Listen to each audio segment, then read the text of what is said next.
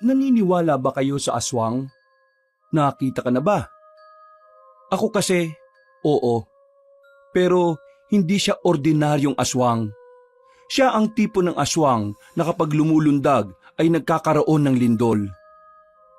Kung anong uri ng aswang ito ang isasalaysay ko sa inyo. Kasama na rin kung paano namin siya natalo kasama ang mga tao sa aming baryo. Ako po si Andrea, kabanong mga kabangers at kayanggaw. Ito ang aking kwento.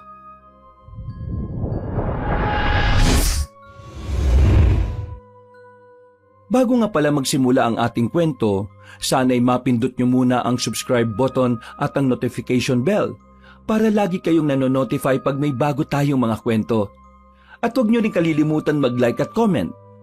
Napakalaking tulong po ito sa ating channel para mas makapagatid pa kami sa inyo ng mga magaganda at mga nakakapangilabot na mga kwento. At ngayon, sa ating pagpapatuloy.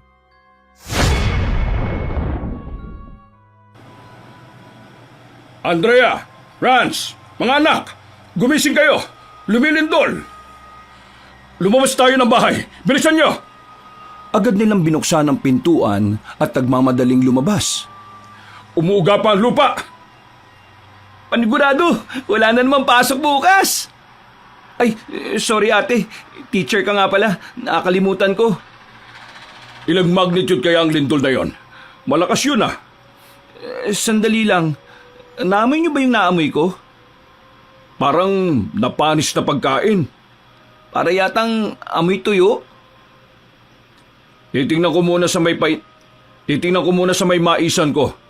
Parang dito yata nagmumula yung masangsang na amoy eh. Para yatang doon sa babuyan mo, tay. Sige, titingnan ko rin doon. Dito muna kayo ha. Maya-maya. Oh, si Kapitan. Dumarating si Kap. Magandang gabi sa inyo. Ayos lang ba kayo? Medyo may kalakasan ng lindol kanina. Minabuti ko ng mag-ikot-ikot para kumustahin ang mga tao. Madalas na ang mga pagyanig ng lupa ngayon eh. Kaya mag-iingat kayo palagi ha. Kap, natumba ba kayo sa lindol kanina? Ako? Ay, hindi naman. Bakit? Kung ganun matibay pala talaga ang daladala niyong tungkod. Ah, eto ba? Siyempre naman, matibay na matibay to. Saan po kayo nakabili niyan? Okay lang, Ma'am Andrea. Ganun talaga mga kabataan ngayon eh. Mga pilyo. Yung anak ko ngang si Angela, may pagkapilya rin. Hindi ba magkaklase kayo, Rance? Opo, Kap. Pero hindi naman yung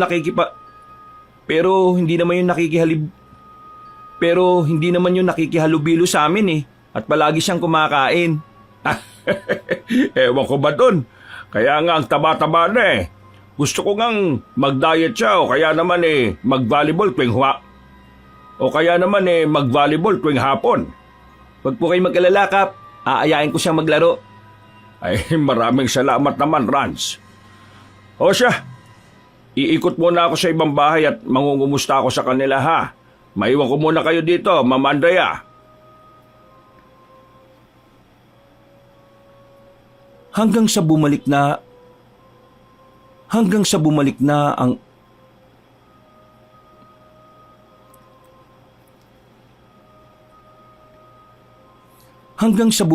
ang aming tatay. Wala naman ako nakikitang kakaiba sa maisan eh. At dun sa baboyan sa likod. Nawala na yung amoy, tay. O siya, pumasok na tayo sa loob at maaga pa tayo magigising bukas. Sana, suspended yung pasok bukas. Sana. Peace, ate.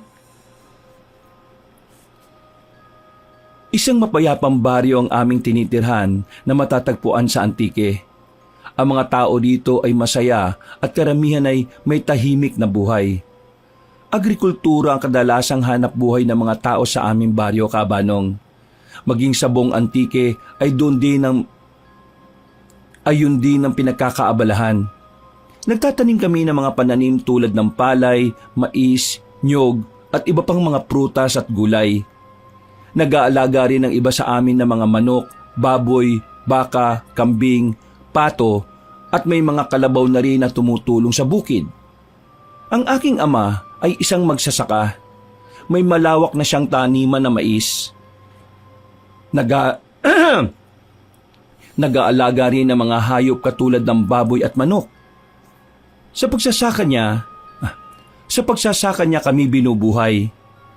Nakapagtapos ako ng pag-aaral at naging guro sa elementarya dahil sa pagsusumikap niya sa pagsasaka. Kahit wala na ang inay, nakakatulong na rin naman ako sa kanya para mabuhay kami ng komportable at para rin masuportahan ang nakababata kong kapatid na si Rance. 15 anyos at isang high school student. Payapa ang buhay naming tatlo, gaya ng lahat ng mga tao na nakatira sa aming baryo. Daya naman, naantok pa ako eh. Bakit may pasok? Ang lakas kaya ng lindol kagabi. Bilisan mo nang kumain dyan at mauhuli ka na sa klase. Anong wala? Ang lakas kaya nun. Kaya pala may pasok ngayon eh. Baka sira na yung mga device nilang mag-detect ng mga lindol. Nang makarating na ako sa paaralan, Kabanong, nagtanong ako sa mga kasamahan kong guro. May iba na naramdaman ng lindol. May iba naman na medyo mahina lang daw. At may iba na hindi man lang naramdaman na lumindol. Nakapagtataka, bakit sa bahay namin kagabi ay napakalakas ng lindol? Kung tatantyahin, nasa 6 to 6.5 magnitude ang lakas ng lindol na yon. Bakit kaya?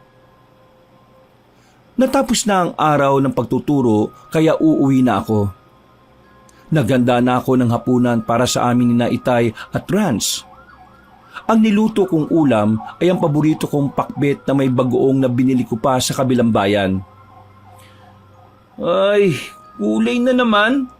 Tapos wala pang sahog na karne.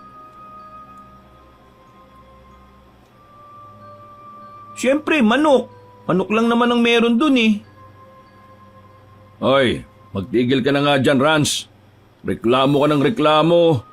Ang iba nga dyan walang kinakain eh. Mabuti nga tayo at may kinakain pa. Opo, Tay. Opo, Ate. Nakapagtataka nga Klarong-klaro na lindol yung nangyari kagabi. Tinanong ko nga rin si Angelo kanina eh. Tinanong ko nga rin si Angela kanina eh. Yung anak ni Kapitan, hindi naman daw lumindol. Baka nasa malapit lang si Kapitan sa atin kagabi kaya naramdaman niya yung lindol. Kahit nakatungkod na, ikot pa rin ang ikot eh. Masyadong marami na mga pangyayaring nakapagtataka. Alam niyo ba, ang mga manok ni Paring Gardo naubos lahat. Nasa 50 yung mga manok niya. Pero bigla na lang daw nawala at may mga dugo pa raw na nagkalat dun sa loob ng manukan niya. Ang kaklase ko nga, sabi niya, ang mga tanim daw nilang talong at okra, wala na raw natira. Kaya walang naibenta ang nanay niya sa palengke. Kailangan natin maging bantay sarado. Kailangan nating magbantay sarado sa maisan at sa mga alaga nating hayop. Nagiging uso na nakawan ngayon Lumalaki na mga bunga ng mais natin. Baka yung pa manakaw. Nakawan pa rin ba yung may makitang mga buto na natira? Hindi ba kinain na yun? Di aswang. Yang anak nga ni Kapitan na si Angela, ang lakas kumain ng gulay. Lahat ng pagkain kinakain niya Tao nga, mukha namang aswang. Hoy, Rance, tumigil ka ha. Hindi kita pinalaki para manglait ng kapwa. Sorry, Tay. Sige na, bilisan niyong kumain at matutulog na tayo.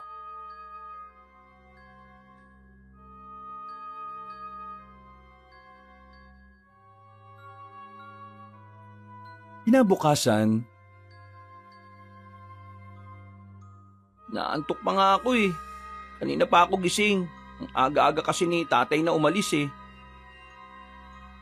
Nasa bahay ni na Tito Eric. Ang 10 baboy kasi ni Tito ay nilapa ng isang nilalang. May naiwan daw na mga buto. May ilan na naiwan pa ang ulo ng baboy. Oo, kaya nga nagmamadali siyang pumunta dun eh. Paniguradong isang aswang ang may kagagawa nito. Lahat naman siguro ng panahon may mga aswang. Andrea! Franz! Ang taniman ng mais! Lahat ng mais ko! Naubos lahat!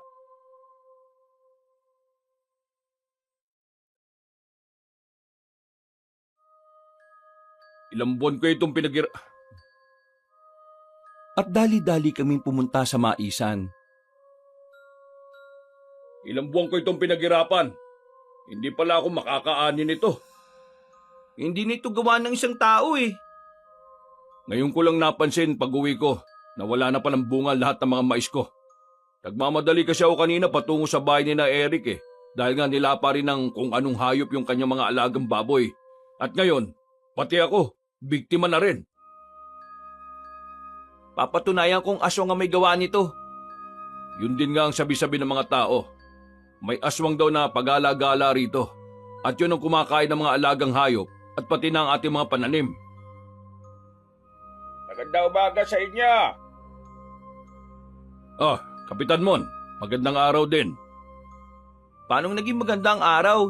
Ubus na nga yung mga mais namin. Nabiktima rin ba kayo ng mga magnanakaw? Opo, Kap. Ubus lahat ng mga mais ko eh. Walang tinira kahit isa. Napakaraming naging biktima ng magnanakaw na yan ah. Nung 1 linggo lang ito nagsimula eh. At ngayon halos araw-araw na. Ang daming mga pananim at mga alagang hayop nang nawawala. Kap, hindi naman nawawala o ninakaw ang mga pananim at mga hayop eh. Ano bang ibig mong sabihin? May kumain ito. Hindi ito ninakaw. Kinain talaga ito. Kinain man o ano pa. Pareho pa rin yun. Pareho pa rin yung ninakaw. At ang salarin ay isang aswang. Huwag muna tayong padalos-dalos sa ating mga panghusga. Kailangan pa natin ng sapat na ebidensya para masabing kagagawan nga ito ng isang aswang. Klarong-klaro naman po na aswang ang may kagagawa nito eh. At yun na rin ang sinasabi ng mga tao. Tingnan muna natin ng mabuti. Nag-uusap-usap na kami ng mga kagawad ko at iniutos na rin namin sa mga tanod na laging magpatrolya sa buong baryo upang mahuli kung sino man yung taong magnanakaw na yon na mga pananim at mga hayop natin. Maraming salamat po, Kapitan. Walang anuman, Mang Johnny. Lahat gagawin ko para sa ikabubuti ng buong baryo. Nasa sentro pa ng bayan ng mga pulis, malayo sa ating baryo. Kung aasa tayo sa kanila, baka mas marami pang mga pananim at mga hayop ang mawala. Napakatakaw naman ng aswang na to. Gabi-gabi talaga siya kumakain. Sige, maiwan ko na muna kayo. Kukumustahin ko pa yung ibang naging biktima rito.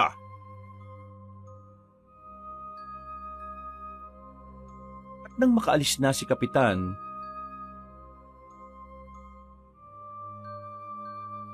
kaya nga pero wala na akong magagawa.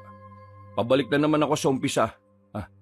Babalik na naman ako sa umpisa at magtitiis ng ilang buwan para makaani. Kung makita ko lang ang aswang o tao pa yan, o kahit anong nilalang pa yan, bubugbugin ko talaga yan eh. Nagiging basagulero talaga ako kapag ginagago tayo. Hoy Rans, tumigil ka dyan ha. Hindi kita pinalaki na maging bayolente.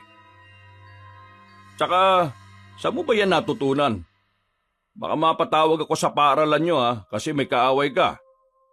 Malalagot ka talaga sa akin. Wag po kayo mag-alala, tay. Ang bubugbugin ko lang naman yung kumukuha at kumakain ng mga alaga mong mais.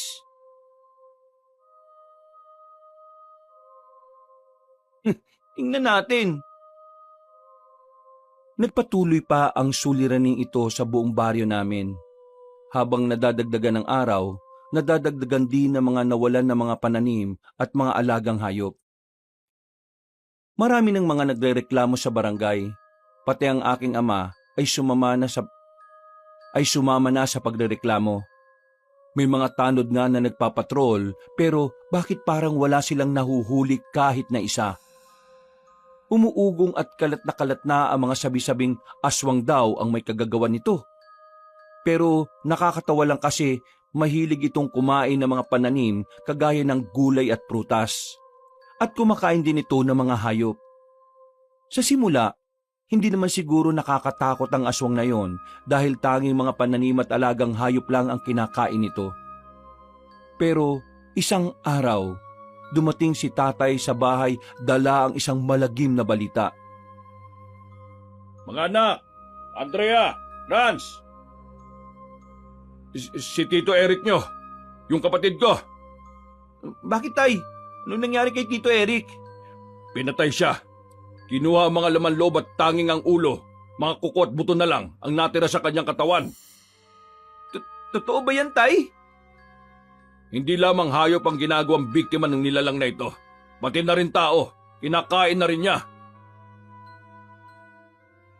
Sana po ba ngayon yung katawan ni Tito Eric? Nasa morgue na. Iatid yung natitirang katawan niya mamaya.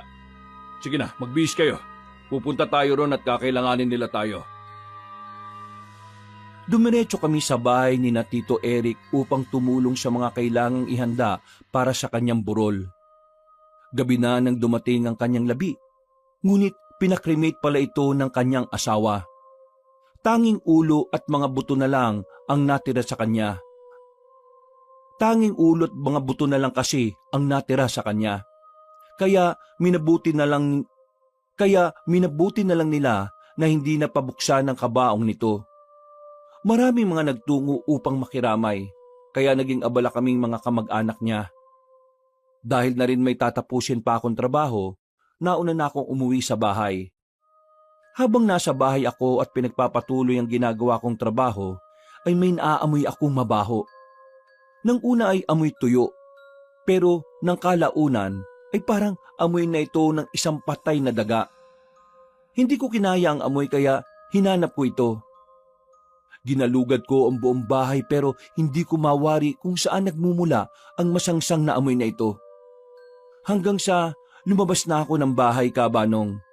At nang sinundan ng mabahong amoy, nakarating ako sa likuran kung saan naroon ang mga alaga naming baboy. Ngunit nanginig ang aking mga tuhod at hindi makagalaw sa aking nasaksihan. Isang dambuhalang nilalang na nababalot ang buong katawan ng makapal na buhok ang tumambad sa akin. May matatalas itong kuko at ngipin at mapupularin ang mga mata nito. Kasalukuyan nitong hawak-hawak ang alaga naming baboy at aaksyon ng kakainin nito. Nilabanan ko ang takot na aking nararamdaman, kabanong. Bumalik ako sa bahay at kumuha ng itak. Malapit na niyang malapa ang alaga naming baboy kaya sinigwang ko siya.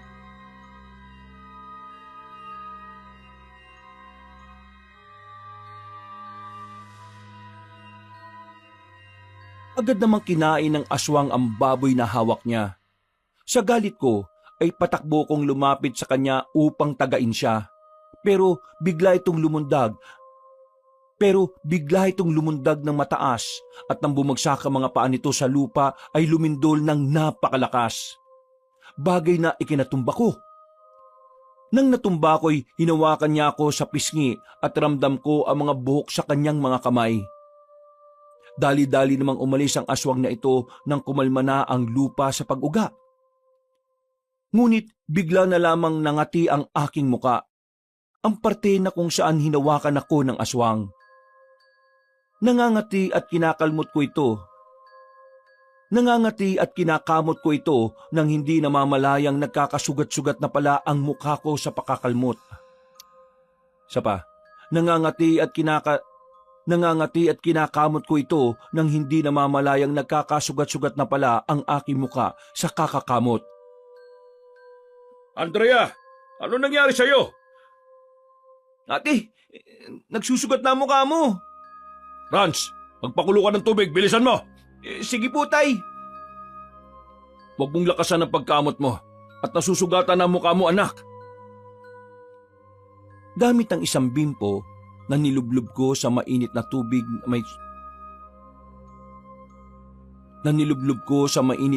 na may suka at inilagay ko yon sa aking muka.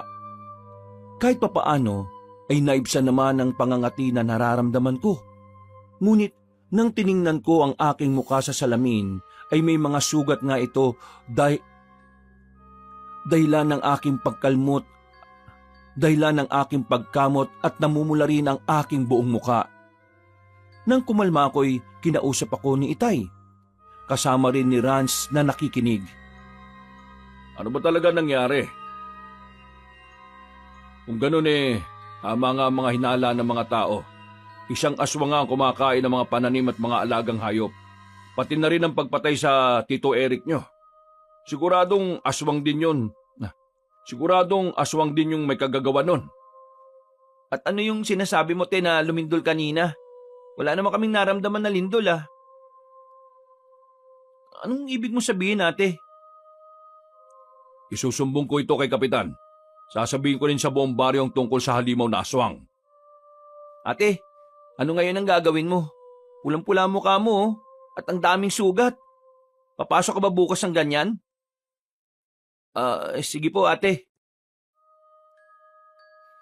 Anong pinagsasabi mo diyang plano? Bakit naman ako magkakaplano? Oo, meron talaga akong plano. Plano ko nang matulog. Good night, ate. O siya, matulog na tayo at medyo malalim na rin ang gabi. Pero dun muna ako sa may kusina matutulog para mabantayan ko mga alagang baboy. Mas madali kong maririnig kung may mga pangyayari doon. Kapag natulog ako sa kusina, Mas madali kong maririnig kung may mga pangyayari doon kapag natulog ako sa kusina. Baka bumalik yung aswang na yun at maubos pa itong mga baboy natin. Doon nga natulog si tatay sa may kusina. Wala naman siyang narinig na kakaiba at halos hindi na nga siya natulog sa kababantay kung may kakaibang kaluskos sa aming babuyan. Kinabukasan, tiningnan ko ang sarili sa salamin. Pulang-pula pa rin ang buong mukha ko at may mga sugat pa dahil sa kakakalmot ko. Naglumabas ako ng bahay ay sakto naman ang pagdating ni Itay na maagang nagtungo sa barangay. Gising ka na pala.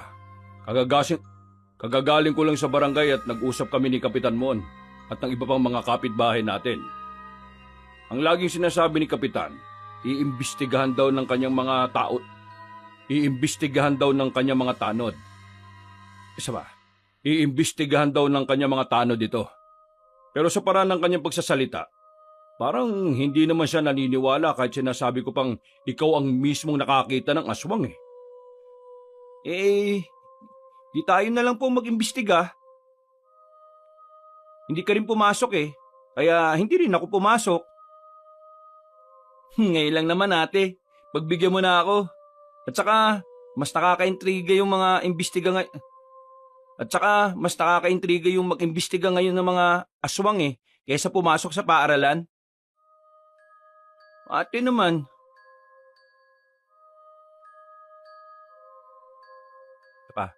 Ate naman. Oo na nga, papasok na ako bukas. Pangako yan.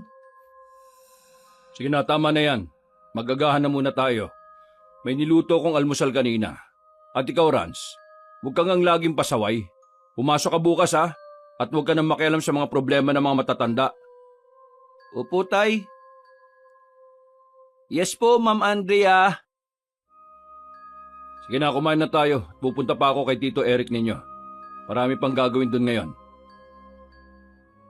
Matapos kaming kumain ng agahan, dumiretso kaming dalawa ni Rans sa palengke para mamili ng mga uulamin namin ngayong araw at para na rin bukas.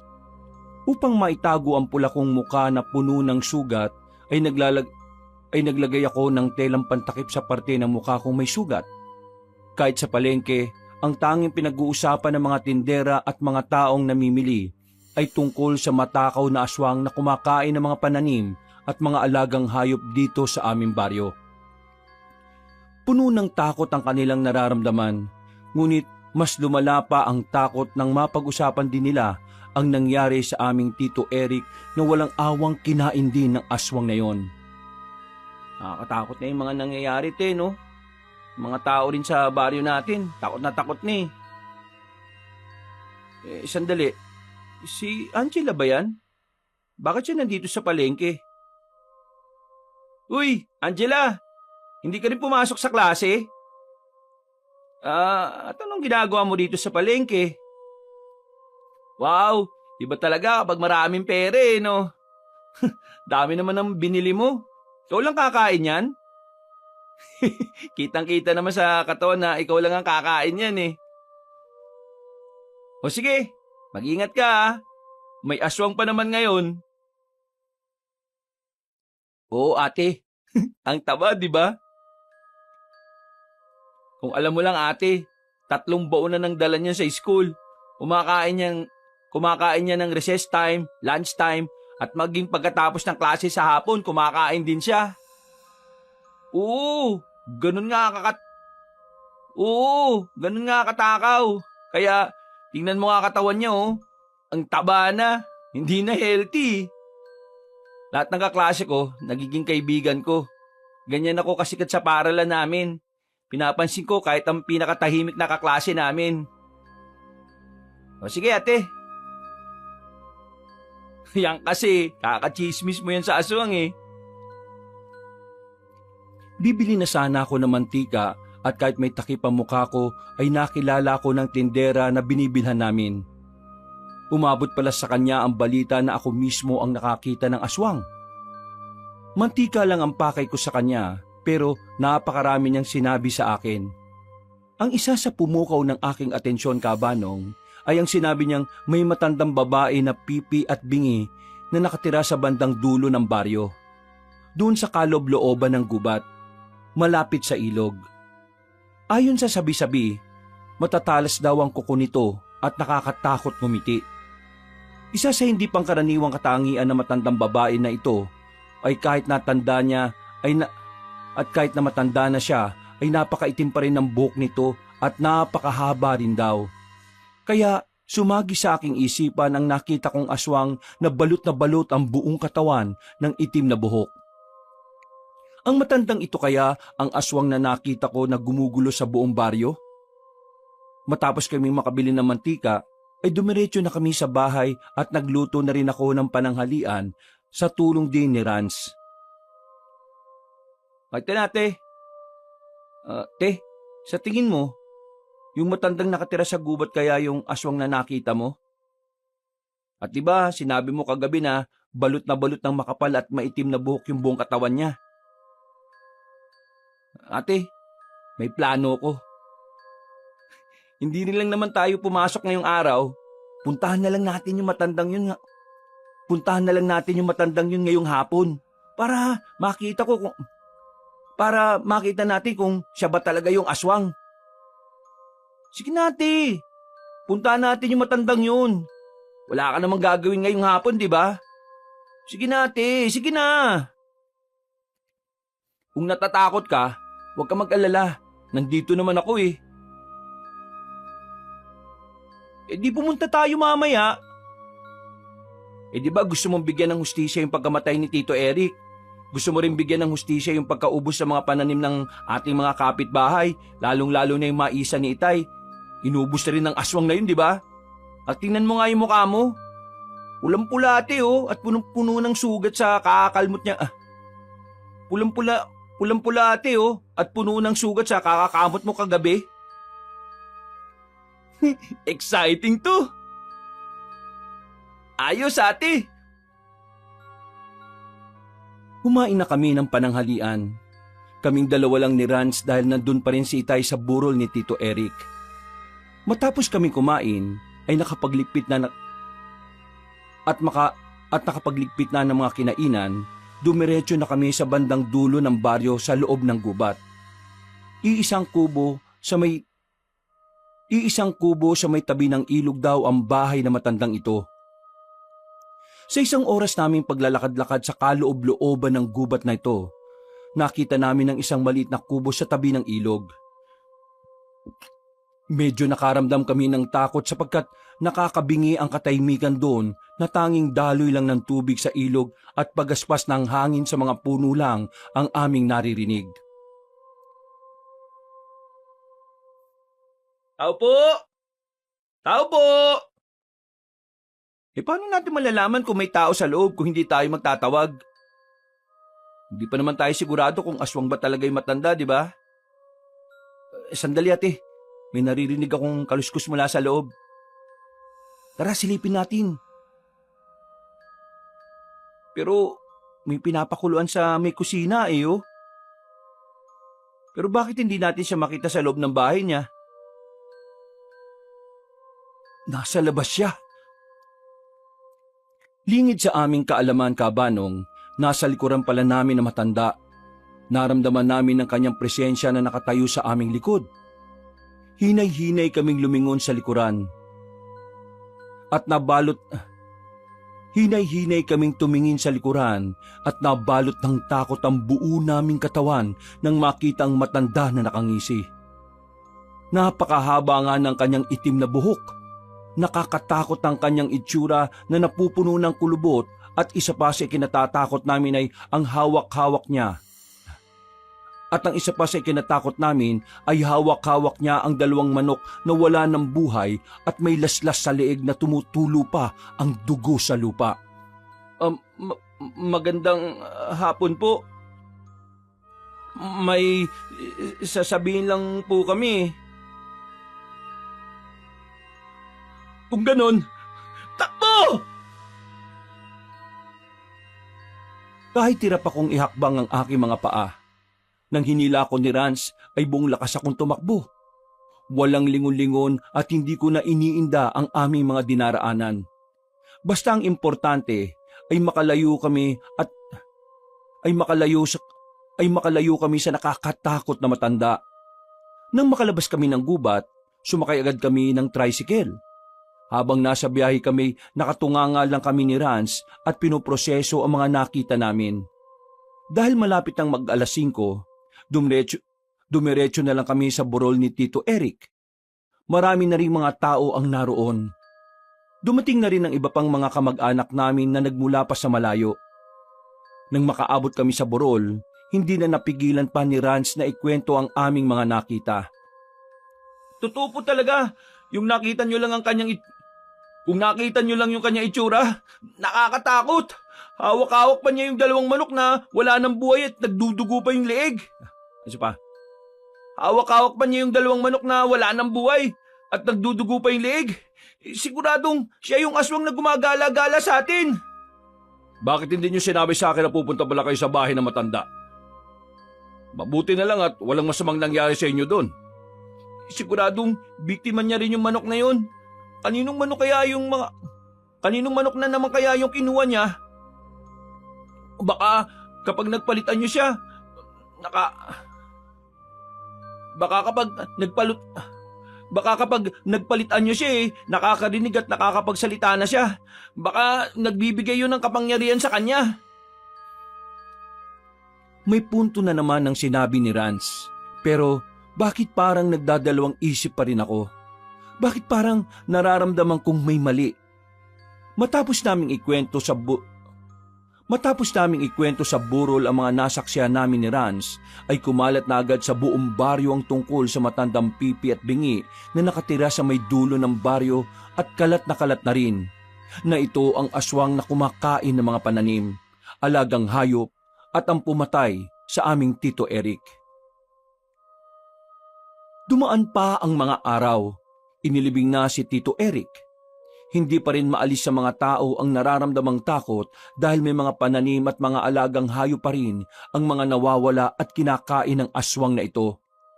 Mas malala pa ito sa peste dahil halos inuubos na nito ang mga pananim at alagang hayop.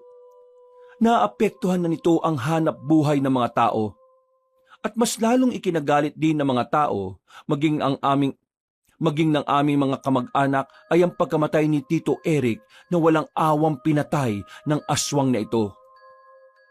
Ngunit bumabalik sa aking alaala ang itsura ng aswang na nakita ko nung isang gabi at ang matandang pipi at bingi.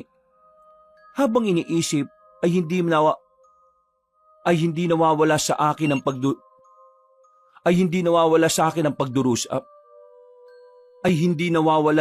ang pagdududa na parabang may mali. Ate, ano bang iniisip mo dyan? Hindi ka pa ba matutulog? At least, napatunayan natin na ang matandang yun ng aswang. Paanong may papaliwanag yung daladala niya mga manok na duguan?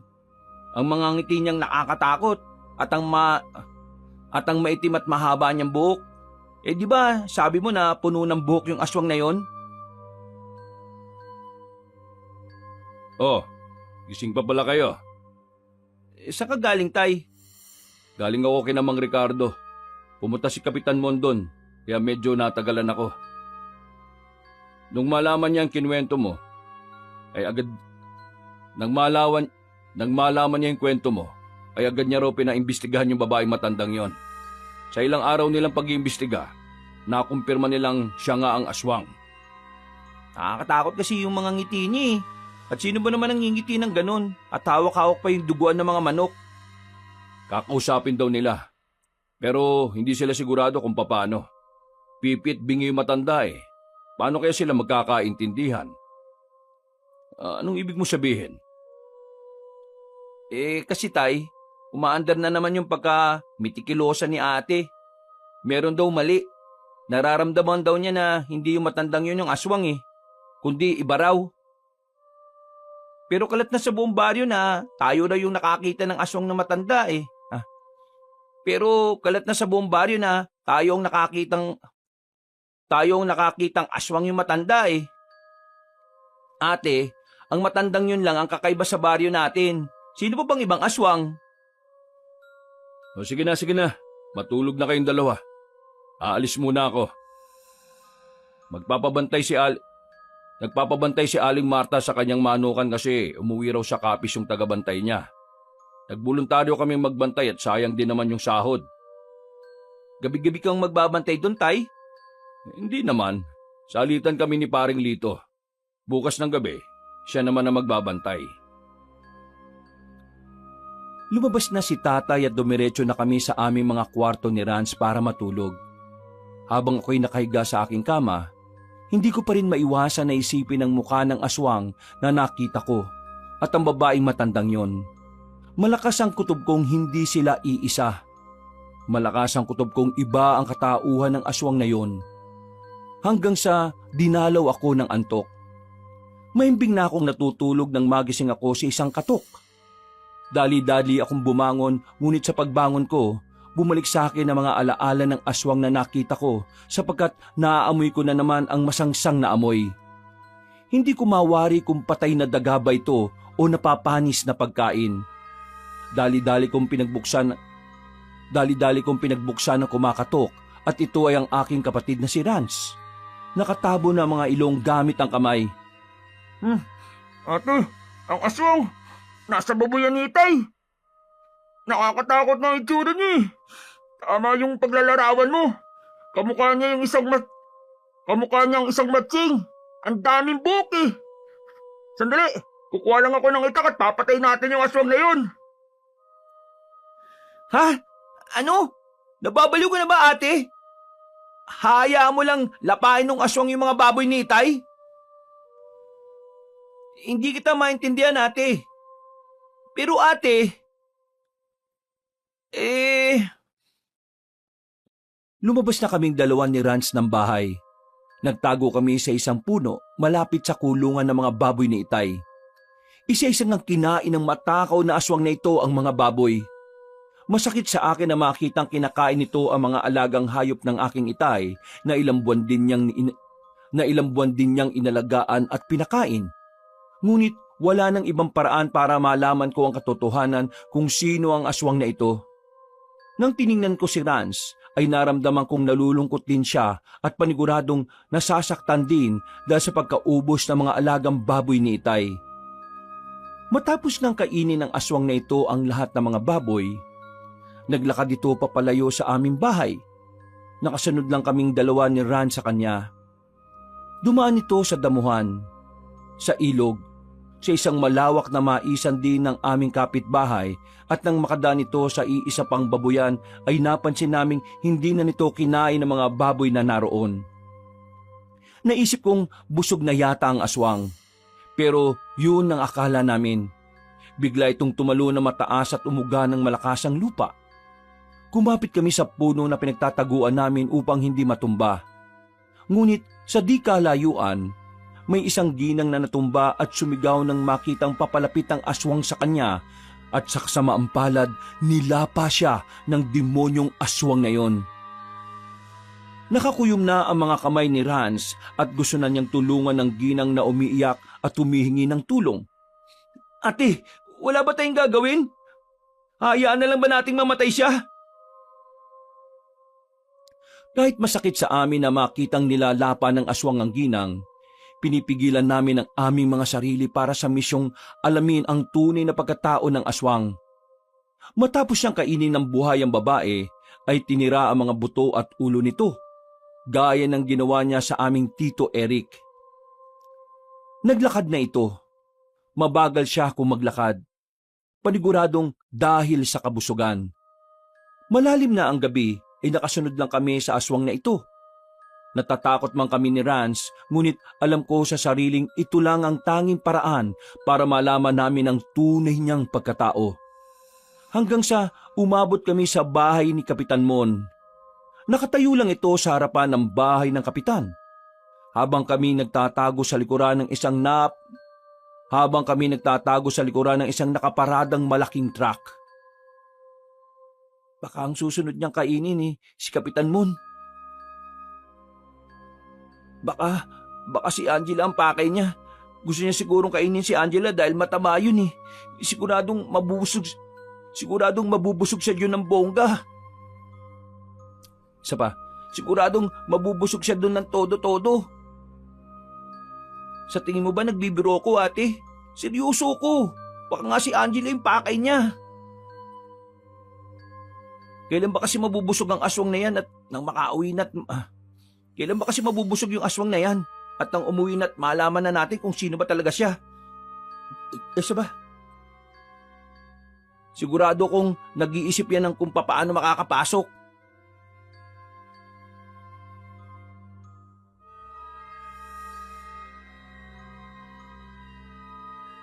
Paano kung yung babaeng matandang pipi at binga nga... Isa pa. Paano kung yung babaeng matandang pipi at bingi nga yung aswang na yan? Susundan talaga natin siya hanggang sa kaloob-looban ng gubat? At 1 oras tayong naglakad nun . Ate, tingnan mo . Habang nakatayo ng ilang minuto ang aswang nakaharap ng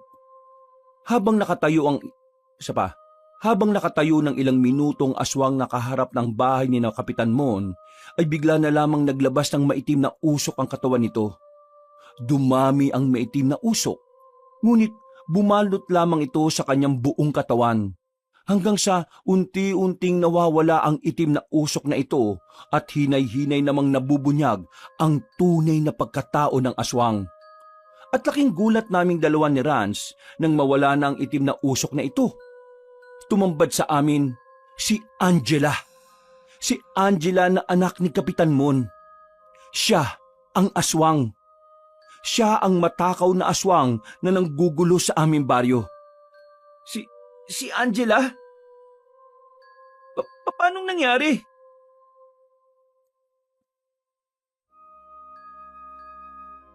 Mga pakialabero at pakialabera mga anak ni Johnny. Manang-mana talaga kayo sa inay ninyo . Alam niyo bang namatay siya dahil pakialabera siya? Kapitan, alam mo na pala kung sino ang aswang na nanggugulo sa baryo natin . At si Angela yun, yung anak nyo. At ano ngayon? Kaya palang taba-taba ni Angela at ang takaw-takaw rin niyang kumain. Dahil siya pala yung aswang na kumakain ng mga halaman at alagang hayop. Kumain ulit siya ng tao. Oo! Isang alibong anak mo, Kapitan Mon! Ha! Subukan nyo lang. Biglang itinaas ni Kapitan Mon ang hawak-hawak niyang tungkod.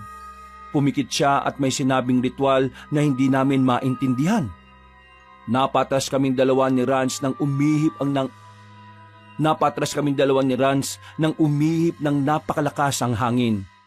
At mula sa tungkod ni Kapitan Mon ay lumabas ang kulay abo na usok. Napakarami nang lumabas. Ang usok na ito ay tumama sa isang asong napadaan doon. Nang tama nito ng kulay abong usok ay natunaw ang balat nito at laman na tanging buto na lamang ang natira. Nabalot ng sindak ang aming nararamdaman ni Rans nang masaksihan nito. Nakakatakot ang usok na lumalabas sa tungkod ni Kapitan Mon. Huwag kayo mag-alala. Hindi ko muna kayo papatayin. Bibigyan ko muna kayo ng pagkakataon. 15 taon na ang nakalilipas na makasagupa ko ang isang mangkukulam sa kapis. Napatay ko ang masamang mangkukulam na ito. Ngunit nag-iwan ito ng sumpa sa aking anak na si Angela. Pagtungtong ng 15 taong gulang nito ay magugutom ito ng gusto. Magiging isang unglo at kakainin ang lahat ng gusto niyang kainin. Saba, magiging isang unglo at kakainin ang lahat ng gusto niyang kainin. Unglo? Isang uri ng aswang na dambuhala. Nakita niyo naman kung anong itsura niya.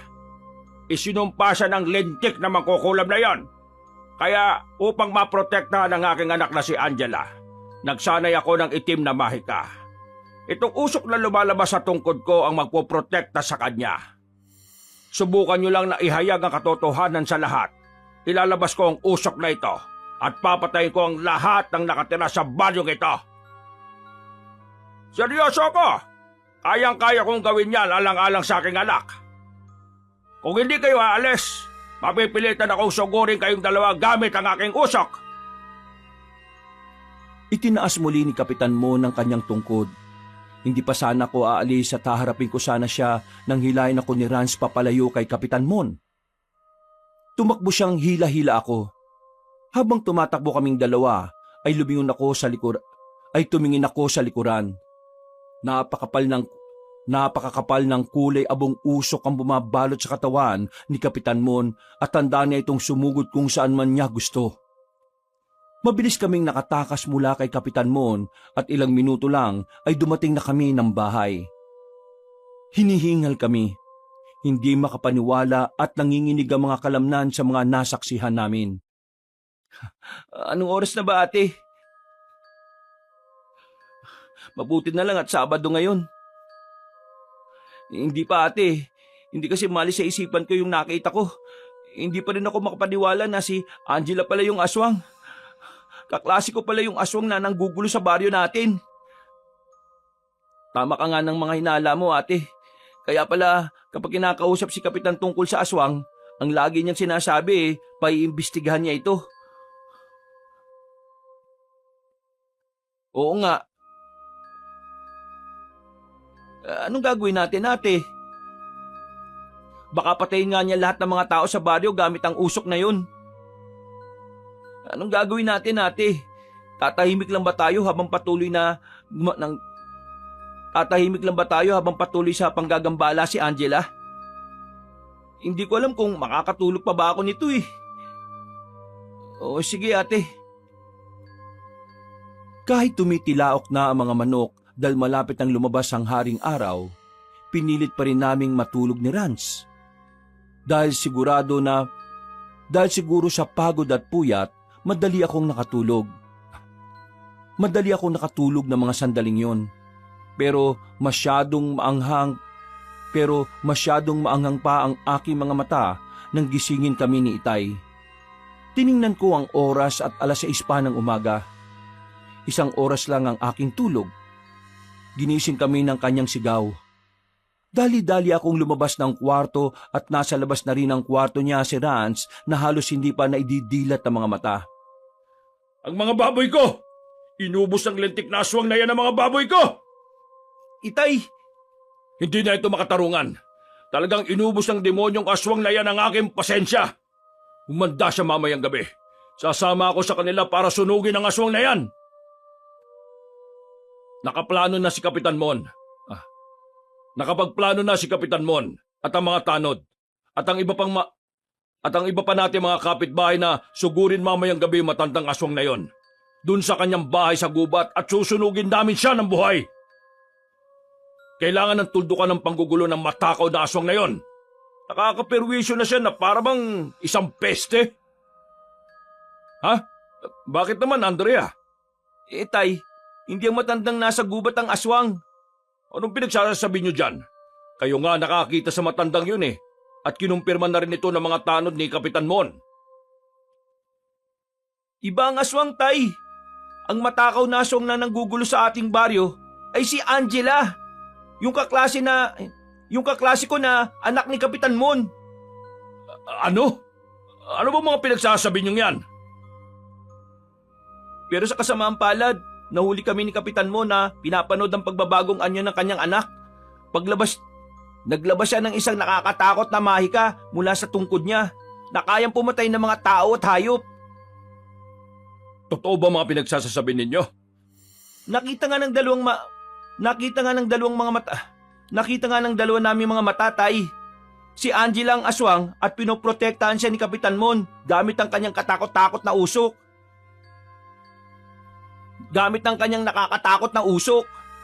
Kung gano'n parte ba ng mga plano ni Kapitan Mon na ibaling ang galit ng tao sa matandang nakatira sa gubat? Ano yan? Mamayang gabi na nila susunugin yung matanda. Anong gagawin natin, ate? Kailangan natin tulungan yung matanda, ate. Tayong dalawang dahilan kung bakit naibaling ang atensyon ng mga tao sa kanya eh. Huwag mong sabihing may sasakripisyo ka na naman, ate. Gaya ng ginawa mo sa baboy ni Itay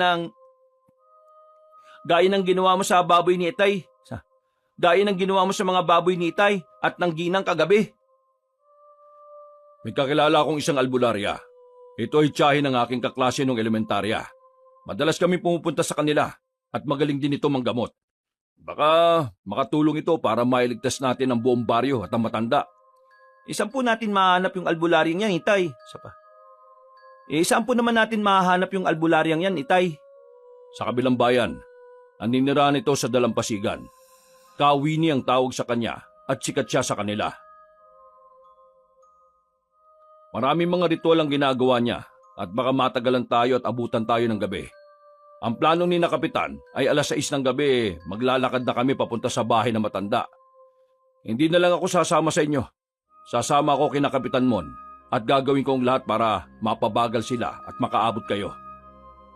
Para mapabilis kami, gagamitin namin ang motor mo, Tay, ah.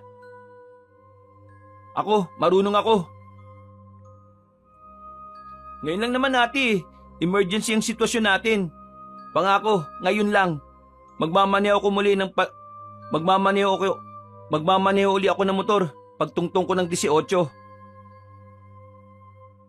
Siyempre naman, te. O sige na, magtungo na kayo kay Kawini. Huwag na kayo magsayang ng oras ha. Gamit ang motor ni Itay, agad kaming nagtungo sa kabilang bayan upang hanapin si Kawini, ang albularyong maaaring makatulong sa amin. Malapit lang sa dalampasigan ng bayan na ito. Sikat din naman siya kaya siguradong madali lang namin siyang mahahanap. 8:00 na ng umaga nang dumating kami sa bayang yon. Nagtanong-tanong kami sa mga taong nasa may dalampasigan kung saan naninirahan si Kawini. Madali naman namin siyang natunton kasi maraming nakakakilala sa kanya.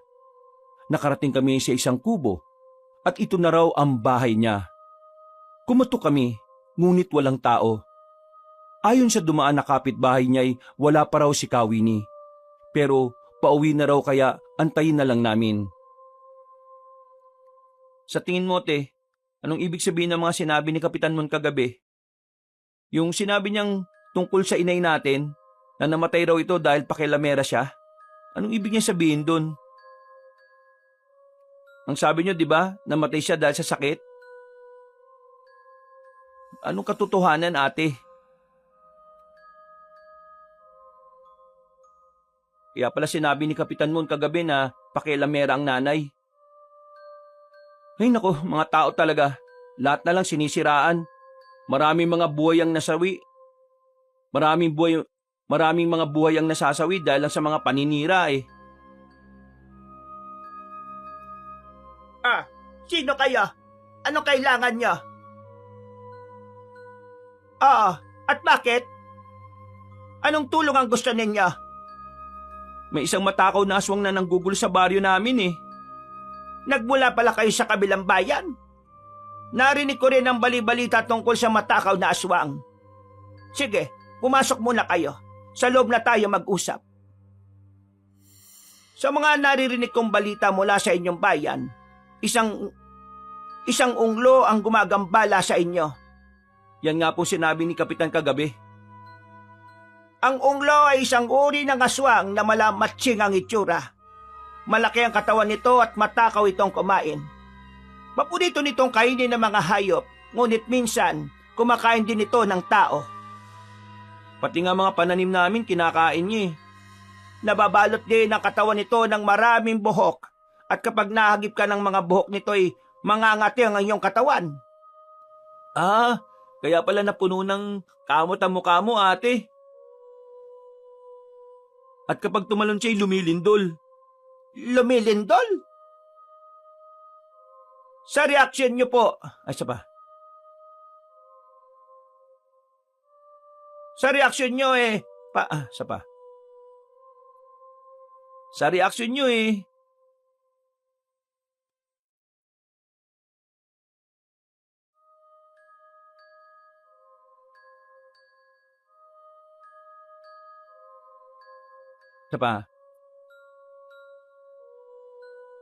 Tanggal yung sa reaction nyo po. Dapat si Andrea pa rin yun. Si Kapitan Moon. Simon pa lang inyong kapitan? Isa siyang babaylan. Magkaibigan kami noon, ngunit bigla na lamang siyang nawala. Kung ganon nag-aral pala siya ng pinagbabawal na itim na mahika. Sandali, bakit niya pinoprotektahan ng unglo? Anak niya po yung unglo na yun. Yon ang usok ng dyablo. Nakakabahala na Simon. Bakit niya hinayaang magpaalipin sa itim na mahika? Ganun ba? At kasalanan namin kung bakit napagbintangan yung matanda. Ano bang ginawa niyo? May sabi-sabi kasi na siya raw ay kakaiba at baka siya nga yung aswang na gumagambala sa amin. Kaya nung pinuntahan namin siya ni ate, akala namin siya yung aswang dahil nakakatakot ang itsura niya at hawak-hawak pa niya yung dalawang duguan na manok. Kumalat sa buong baryo ang mga nakita namin. Kaya yun, kasalanan namin. Bakit hindi nyo nalang ibulgar ng lahat? Bakit hindi nyo nalang ibulgar sa lahat na ang totoong aswang ay ang anak ni Mon? Umabot na nga sa puntong naging masama na si Mon. Ganyan nga ang epekto kapag nag-aaral ng itim na mahika. Pati ang iyong puso ay nagiging itim na rin. Sige, may plano ako. Pero kailangan natin ng buntot ng isang pagi at tubig na nagmula sa syudad ng mga diwata. Mabuti na lang at may natitira pa akong buntot ng pagi rito at madami pa naman ang aking tubig na kinuha mula sa lugar ng mga diwata. Akala ko, kwento lang yung syudad na yon. Totoo pala. Ngayong gabi na ba nila susunogin yung matanda? Medyo matagal ang prosesong ito. Marami pa akong ritual na gagawin. Siguro ay aabutin tayo ng dilim. Pero huwag kayong mag-alala. Bibilisan ko na lang ito. Inilabas na ni Kawini ang tinatago niyang buntot ng pagi at ang tubig mula sa syudad ng mga diwata. Tuyong-tuyo na ang buntot ng pagi dahil ilang araw na ito mula nang makuha ng kaibigang mangingisda ni Kawini at ibinigay sa kanya. Habang ang tubig naman na nagmula sa mundo ng mga diwata ay animoy gumagalaw na parabang may alon. At ang amoy nito ay parabang isang rosas. Napakamahiwaga ng mga ito. May kahabaan nga ang ritual na ginagawa ni Kawini. Pero sinisigurado naman niyang magiging mabisa ito laban kay Angela at kay Kapitan Mon na nalunod na sa itim na mahika. Nag-aagaw na ang dilim at liwanag sa kalangitan. 6:00 na nga ng gabi at sigurado kong nagsisimula ng maglakad ang mga tao papunta sa bahay na matanda. Ayan, sa wakas, natapos ko na rin. Mabuti naman po. Ang buntot ng pagi na ito ay magiging panlaban nyo sa unglo. Siguraduhin mamimilipit siya sa sakit kapag natamaan nito. Siguradong mamimilipit siya sa sakit kapag natamaan nito at hindi na siya makakalapit sa inyo. Ang tubig namang ito ay kontra ito sa itim na mahika ni Mon. Ang sabi nyo'y nagbubuga ng usok ang kanyang tungkod. Sabuyan nyo lang ng tubig na ito at siguradong hindi na siya makakapaminsala gamit ang itim niyang mahika. Sige, mag-iingat kayong dalawa. Dumiretso na kaming dalawa ni Ran sa aming baryo sakay ng motorsiklo ni Itay at daladala ang mga panlaban sa unglo at kay Kapitan Mon. Napakabilis ng takbo ni Rans at kahit na binalaan ko siya kanina na magmaneho lang ng mabagal, hindi ko na siya sinita dahil kailangan naming magmadali at baka mahuli pa ang lahat. Kahit putol na ang kalsada sa loob ng kagubatan, matapang pa rin itong sinuong ni Rans daladala ang motor. Magaling pala talagang magmaneho itong kapatid ko. Parang sanay na. Hanggang sa umabot kami sa parte ng kagubatan na hindi na pwedeng daanan ng motor. Kailangan na natin maglakad ate. Sa palagay ko, nandun na sila sa bahay na matanda eh. Malapit na mag-7. Bilisan na natin ate. Iniwan na namin ang motor ni tatay doon at nagsimula na kaming maglakad. Daladala ni Rans ang buntot ng pagi at habang ako na may bitbitang 1 litro ng tubig mula sa mundo ng mga diwata na nasa bote. Patakbo na kami kung maglakad sa ilalim na madilim na kagubatang yon. Ang tanging ilaw lang namin ay ang flashlight mula sa aking cellphone na dikipad na hawak-hawak naman ni Rans. Hanggang nakakita kami ng mga nagliliyab na mga sulo sa unahan. Alam kong ang mga taga-baryo na ngayon ay susunugin na nila ang inosenteng matanda. Hindi na kami nag-atubili pat tumakbo na kami ng mabilis ni Rans patungo sa bahay na matanda. Pagdating namin ay nakita namin ang kaawa-awang matandang babaeng ito at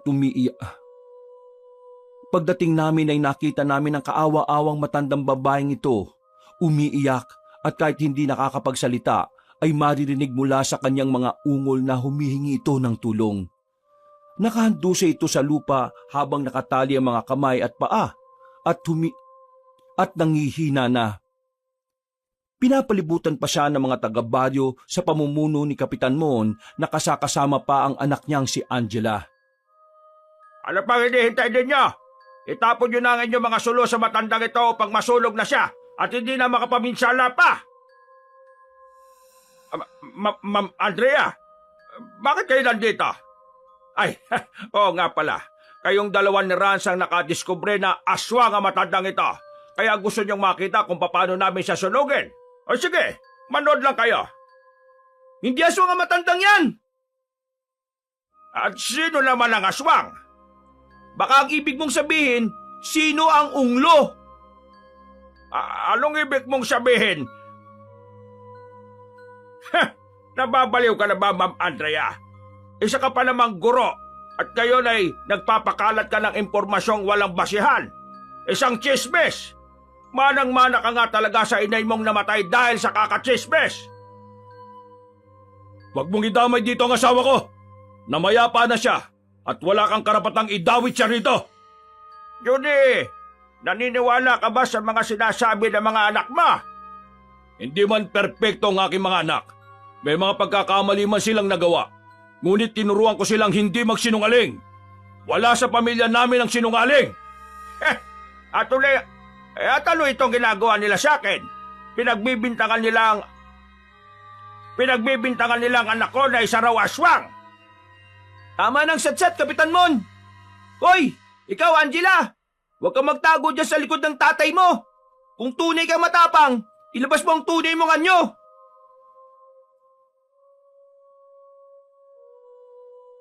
Amalma ka lang, Angela. Ako nang bahala sa mga sinungaling na ito. Mga kasama, sunugin lang natin ang matandang ito at wag na tayo magkaksaya pa ng pinagsasabi ng mga sinungaling na yan. Tingnan natin kung sino ang sinungaling! Mabilis na nilapitan ni Ran si Angela kahit na ito'y nagtatago sa likuran ni Kapitan Mon.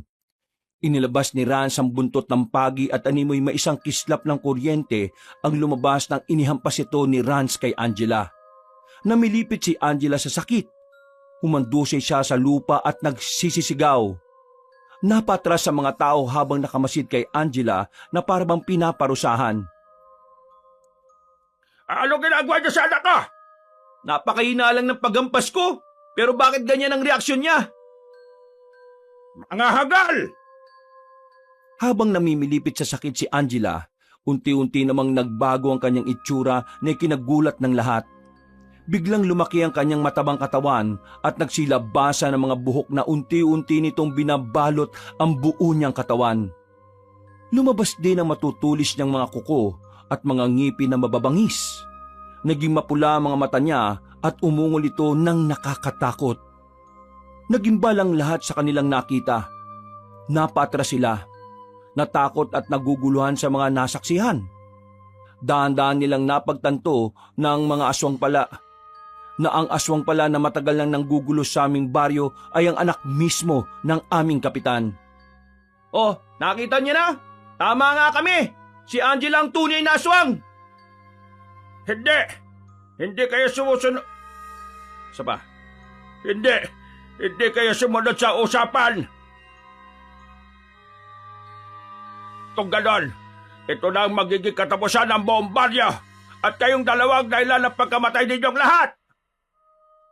Itinaas ni Kapitan Mon ng kanyang tungkod at unti-unting lumabas ang kulay abo na usok mula rito. Ngunit bago pa man maglabas ng napakaraming makamandag na usok na ito, dali-dali kong binuksan ang bote na naglalaman ng tubig mula sa lugar ng mga diwata.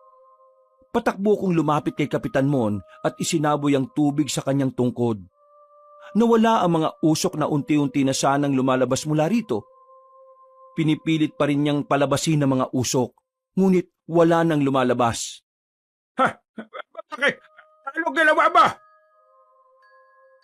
Birigan, sikawin ni ba ang albuladong tinatokay ba? Ang matandang yon talaga!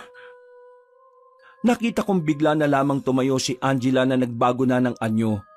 Napakalaki na niya at kahit namimilipit pa rin siya sa sakit, ay bigla na lamang itong lumundag ng napakalakas. Agad namang umuga ang lupa na dahilan ng aming pagkatumba. Ang ibang mga nagliliyab na sulo ay namatay nang matumba ang mga hawak nito. Ang mga may hawak nito. Ngunit nakita ko si tatay na nilalabanan ng malakas sa paglindol na ito. Hawak-hawak niya ang sulo at dahan-dahang lumapit sa aswang. Buong lakas niyang itinapon ang kanyang hawak na sulo at lumiyab ang paanan ni Angela. Nang makita ito ng ibang mga tao, kinuha rin nila ang kanilang mga sulo. Sinindihan kahit lumilindol pa at itinapon ito kay Angela na dahilan ng pagliliyab ng kanyang buong katawan. Hindi! Ito na ang katapusan ng kasamaan mo, Kapitan Mon! Ito na rin ang katapusan ng pangangambala ng iyong anak! Nako! Ang aking kaawa-awang anak! Bakit niya sa sinulog? Hindi niya kasalanang isinumpa ng maging isang unglo! Isa rin siyang biktima! Oo! Biktima nga siya! Biktima siya ng iyong mga maling desisyon! Kung itinama mo lang sana ang iyong mga kamalian, tsak hindi hahantong sa ganito ang lahat. Anak ko!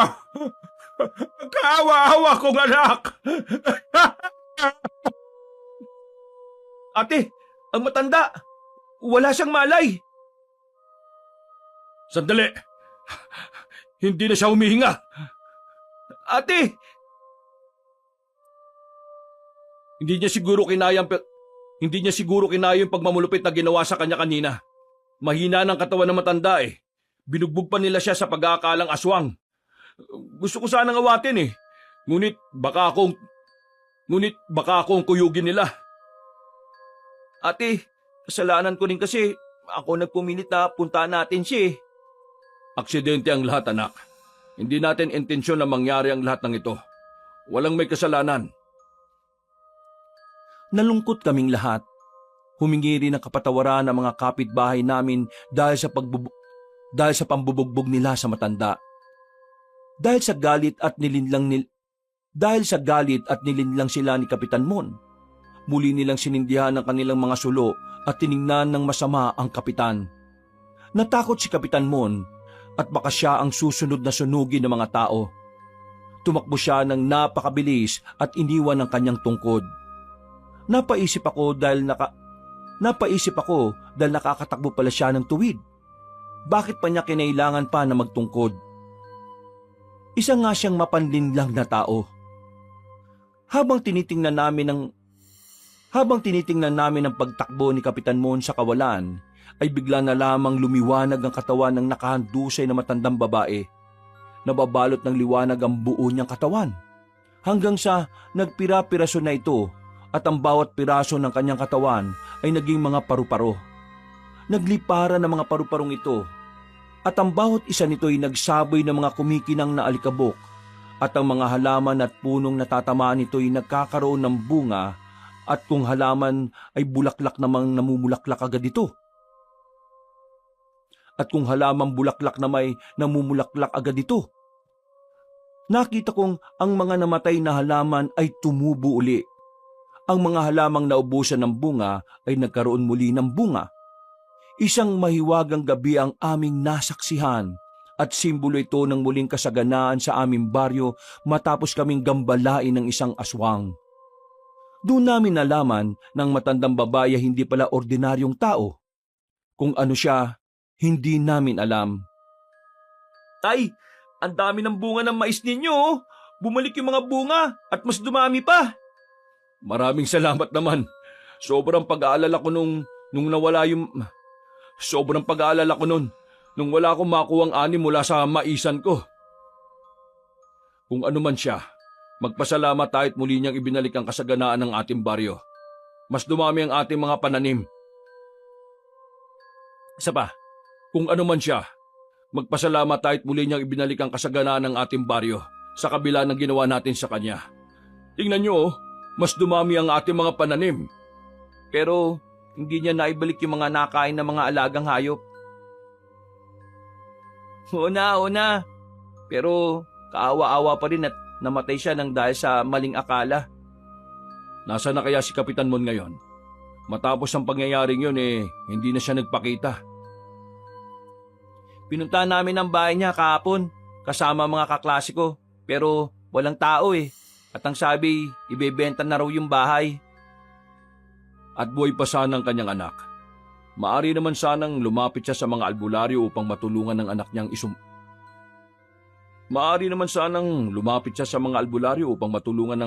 isinumpa. Oo nga, pwede naman siyang lumapit kay Kawini. Di ba magkakilala sila? Oo nga pala. Dalan niyo ng mais si Kawini Malaki ang naitulong niya sa ating baryo. Sige po, Tay. Nasaan po yung susi ng motor niyo? Ate naman. Ano ba yan? Isang linggo ang lumipas at tag-anihan na ng mais. Matapos mag-ani ng mais si tatay, dumiretso naman kami ni Ran sa kabilang bayan, doon sa bahay ni Kawini. Dala-dala ang isang sako ng mais na pasan-pasan ni Rans. Nagrereklamo siya at ayaw na sanang sumama dahil hindi naman daw kami magmumotor. Napailing ako dahil ang sakit sa ulo talaga ng kapatid ko. Ngunit dahil ako ang may hawak ng baon niya, kailangan niyang sumunod sa akin. Nakarating kami ng bahay ni Kawini. Sakto namang naroon siya sa loob at kagagaling lang niya sa laot. Tuwang-tuwa siya sa daladala naming mais at agad naman naming ikinuwento sa kanya ang mga nangyari. Kaawa-awang Mon. Kung hindi lang sana siya pumanig sa dilim, hindi to mangyayari sa kanyang anak. Kawini, kaya niyo po ba sanang lunasan ng sumpa ni Angela? Mahirap, pero may paraan naman. Mahaba nga lang ang ritual. Aabutin ng ilang taon. Pero may paraan. Bakit hindi siya lumapit sa inyo? Di ba magkakilala naman kayo? Magkakilala nga kami pero tinuturing niya akong karibal. Kaya hindi yun lalapit sa akin para humingi ng tulong. Tama ka. Wala na tayong magagawa pa. Ang isipin nyo na lang ay naging maayos na ang lahat. Anong hindi nailigtas? Hindi naman siya namatay eh. Ang matandang yon ay ang diwata na nagbibigay kasaganaan sa buong Antique. Isang diwata yung matanda? Oo, iho. Diba sinabi niyong ang mga paru-parong yon ay nagbigay ng bunga sa mga prutas, gulay at pati ang mga bulaklak na mulaklak? Di, siya nga ang diwata ng kasaganaan sa Antique. Hindi siya namatay. Ipinakita lang niya ang kanyang tunay na anyo. Balikan niyo siya sa gubat. Sigurado kong naroon pa rin siya sa bahay niya. Oo naman. Hindi basta-basta umaalis sa mga diwata sa tinitirhan nito. Sige ate. O siya, sige. Mag-iingat kayong dalawa. Maraming salamat pala dito sa mais ninyo, ha? Dali-dali kaming umalis sa bahay ni Kawini, Kabanong. Umuwi muna kami para magdala ng mais at ibibigay namin sa matanda na isa palang diwata. Isang sakong mais ito. At kahit nagrereklamo si Rance